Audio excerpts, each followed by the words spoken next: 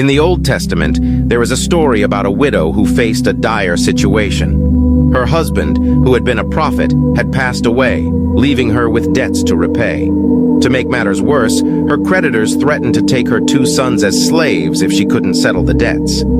Desperate and with nowhere else to turn, the widow sought the help of the prophet Elisha. She explained her predicament, and Elisha asked her what she had in her house. All she had was a small jar of olive oil. Elisha instructed her to borrow empty jars from her neighbors and bring them into her house. Then she was to pour the little oil she had into those empty jars. As she followed his instructions, a miracle unfolded before her eyes.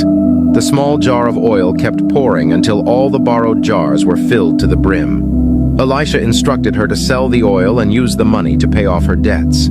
The abundance of oil not only covered her debts, but also provided enough for her and her sons to live on.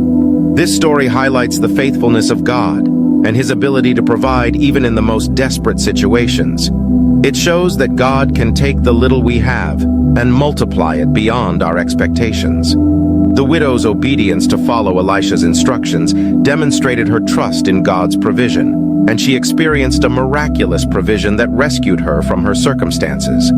The story of the widow and the olive oil serves as a reminder that God is our ultimate provider, and he can work wonders with the seemingly insignificant resources we possess. It encourages us to trust in God's faithfulness and to have faith in his ability to turn our scarcity into abundance.